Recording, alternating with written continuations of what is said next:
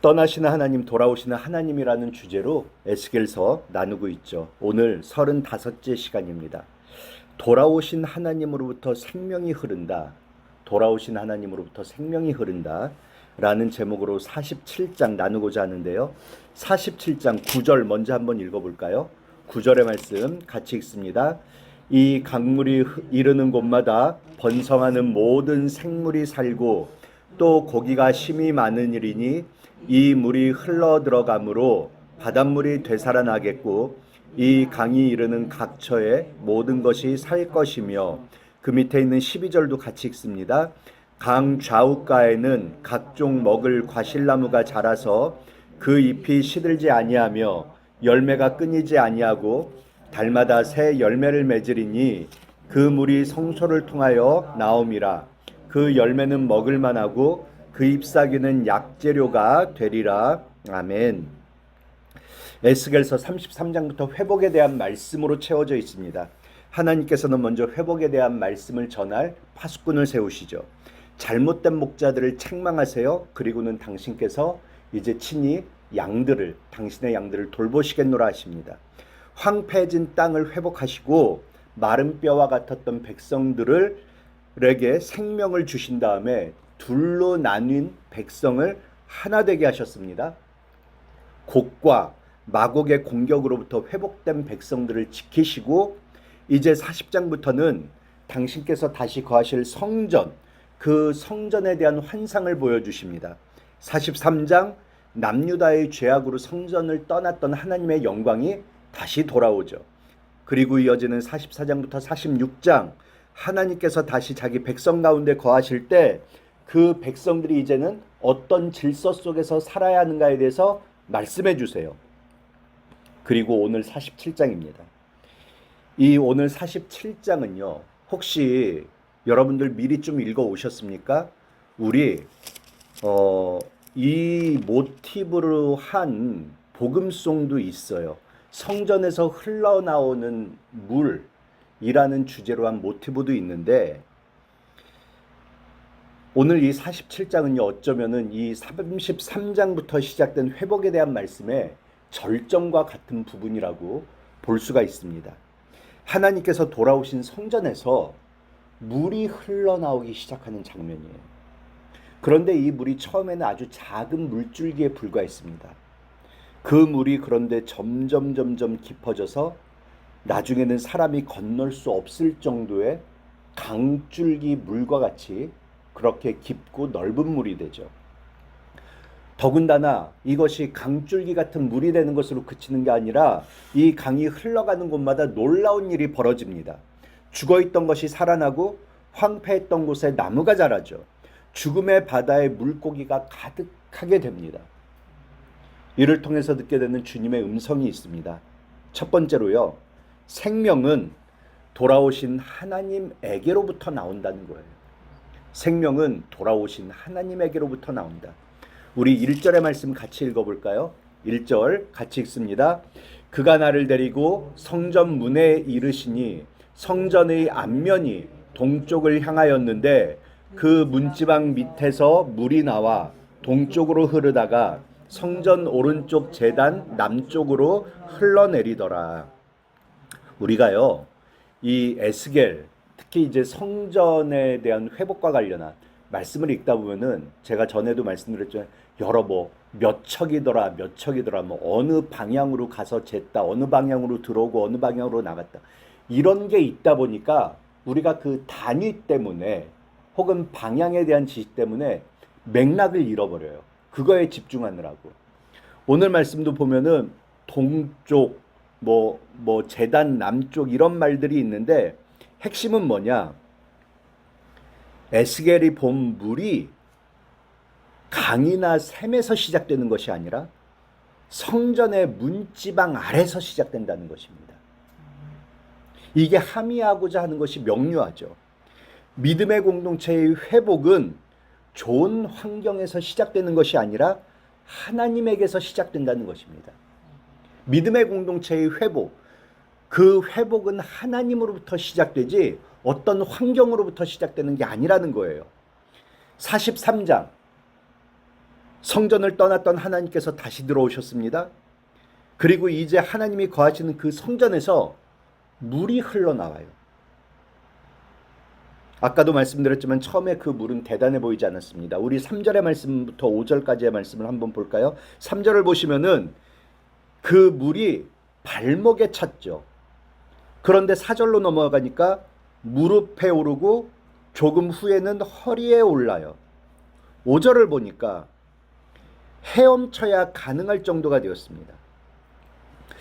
이에 대한 말씀을 간혹 어떤 목사님들은 발목의 신앙, 무릎의 신앙, 허리의 신앙, 이렇게 신앙의 성숙도를 분류해서 이것은 신앙의 성숙을 말하는 것이다. 우리는 허리의 신앙, 아니 그게 아니라 성령으로 인해서 헤엄치지 못할 정도의 강물에 꽉 찬 그런 신앙을 우리가 가져야 된다 라고 말씀하시기도 하는데, 그 말이 틀린 말은 아니지만은 회복이라는 전체의 흐름 가운데 이 말씀을 보자면요, 여기서 강조하고 있는 더 큰 것은 성전에서 시작된 물이 놀랍고 빠르게 증가한다는 것입니다.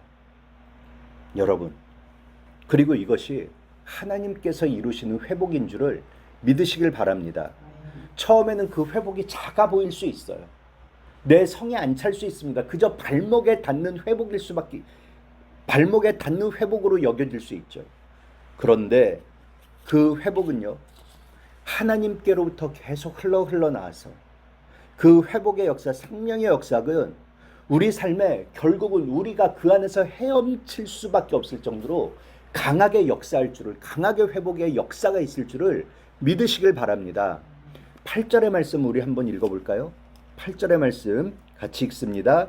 그가 내게 이르시되 이 물이 동쪽으로 향하여 흘러 아라바로 내려가서 바다에 이르리니 이 흘러내리는 물로 그 바다의 물이 되살아나리라.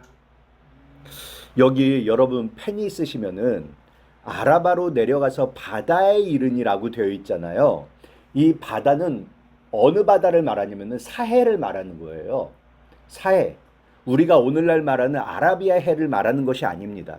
사해를 말하는 것이에요. 여러분, 사해는 잘 알고 있듯이 물고기가 살 수 없는 죽음의 바다입니다. 이 죽음의 바다는 오늘날만 죽음의 바다가 아니라 이 말씀이 쓰여질 때도 죽음의 바다였었어요. 그런데 회복된 성전에 임재하시는 하나님으로부터 나오는 이 생명의 역사, 이 물줄기의 역사는 이 죽음조차도 생명으로 바꾼다는 거예요. 9절 읽어볼까요? 저희 시작하면서 읽었었죠. 9절 다시 읽습니다. 이 강물이 이르는 곳마다 번성하는 모든 생물이 살고 또 고기가 심이 많으리니 이 물이 흘러들어가므로 바닷물이 되살아나겠고 이 강이 이르는 각처에 모든 것이 살 것이며. 아멘. 어떻게 이런 일이 가능합니까? 12절을 보니까 12절 하반절에 있죠. 그 물이 성소를 통하여 나옵니다. 성소를 통하여, 성소로부터 나오는 물이기 때문에 이런 죽음의 바다가 생명의 바다로 변하는 역사가 가능해진다는 것입니다. 여러분, 그런데 이 에스겔 말씀에서 참 놀라운 게 있어요. 뭐냐면은 우리 흐르는 강과 관련한 말씀이 맨 처음 성경에 어디서 나오죠? 어디서 나오시는지 떠오르시나요? 창세기 2장에 에덴 동산 얘기에서 에덴 동산에 있는 강물의 얘기가 나옵니다. 에덴 동산에서 강물이 흘러가죠. 그리고 여러분, 성경의 맨 마지막 요한계시록 22장의 장면이 뭔지 아십니까? 22장의 첫 장면이 뭔지 아세요? 하나님과 어린 양의 보좌로부터 생명수의 강이 흘러나와요. 그 강 좌우에는 생명나무가 있는데 그 나무의 잎사귀는 만국을 치료하는 이 치료제를 위해서 구실을 합니다. 보세요. 성경의 처음에 생명의 강이 있어요. 그리고 성경의 맨 마지막에 생명의 강이 있습니다. 그리고 오늘 이 성경의 중간이라고 할 수 있는 에스겔에서, 에스겔에 바라본 환상에서도 생명의 강이 있어요. 하나님이 계신 곳에 생명이 있고 하나님으로부터 생명이 흘러나온다는 것을 보여주는 것이죠. 여러분, 우리의 소망은 환경이 아닙니다.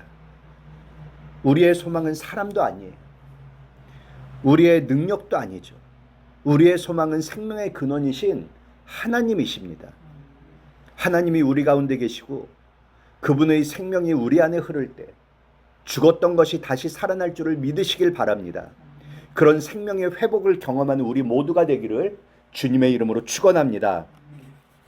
둘째로요, 오늘 말씀을 통해서 우리는요, 성전에서부터 시작된 생명과 회복의 물줄기는 모든 열방으로 향한다는 음성을 듣게 됩니다.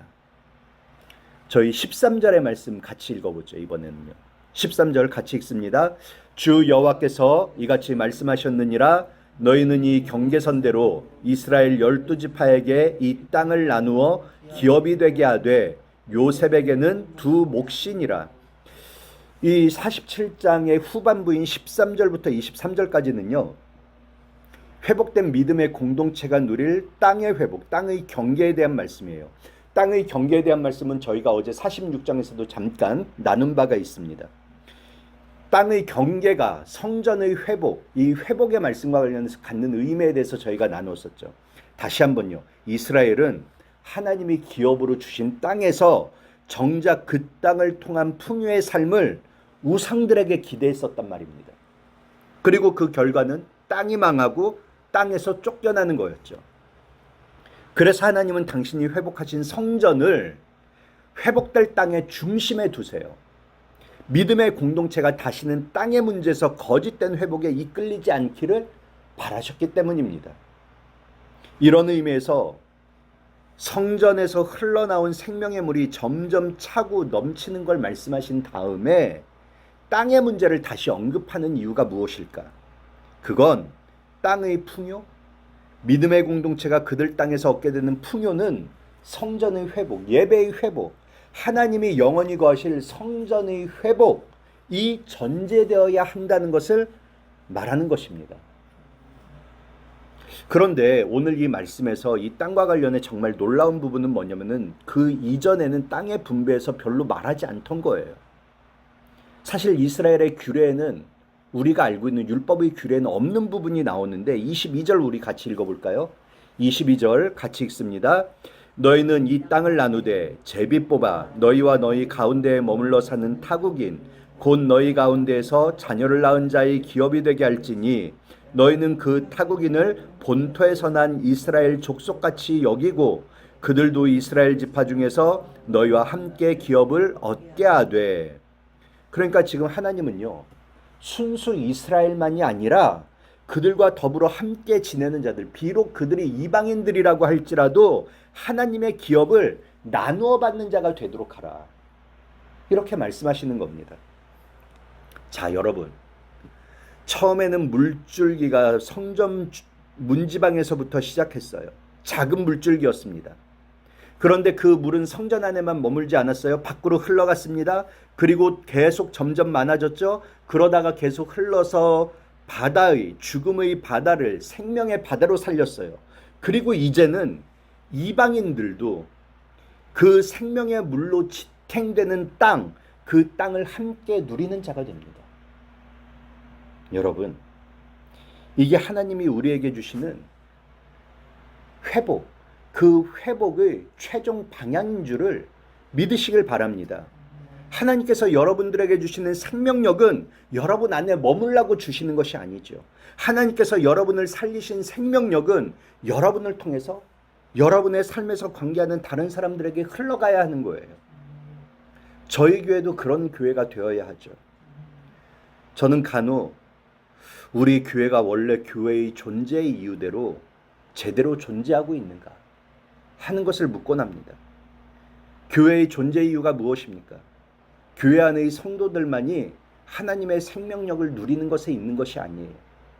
하나님이 그 중심에서 좌정하고 계시고 회복시키시는 성전으로 살아가는 우리 믿음의 공동체는요, 복음과 사랑, 전도와 섬김과 선교를 이 세상을 향해서 흘러보내야 하는 것입니다. 성전에서 나온 물이 사해까지 흘러갔던 것처럼 하나님께 받은 생명이 내 안에서 멈추지 않고 가정으로, 이웃으로, 세상으로 흘러가도록 기도해야 할 줄을 믿습니다. 이것을 기도하시는 이 아침이 되시길 주님의 이름으로 축원합니다. 오늘 말씀을 기억하면서 우리 같이 기도하기를 원해요. 생명의 근원이신 주님, 주님으로부터 흘러나오는 생명으로 내 안에 메마르고 죽어있는 모든 것들을 다시 살아나게 하옵소서. 하나님께 받은 생명과 회복의 은혜가 내 안에 머물지 않고 가정과 이웃과 세상을 향해서 흘러가게 하옵소서. 이렇게 다 같이 한 마음으로 기도하시겠습니다.